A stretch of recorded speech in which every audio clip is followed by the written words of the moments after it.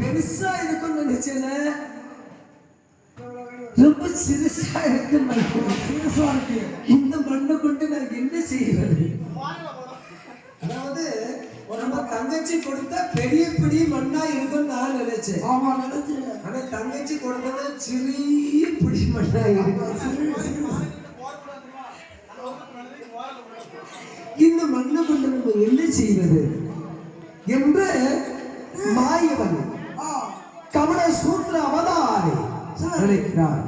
இந்த மண்ணை கொண்டு ஈரோடு 14 பூலத்தை படைக்க முடியாம என்று சொன்னா பழையபடி இங்கதான் வர வேண்டும் என்று எம்பெருமா மாயவனார் எம்பெருமா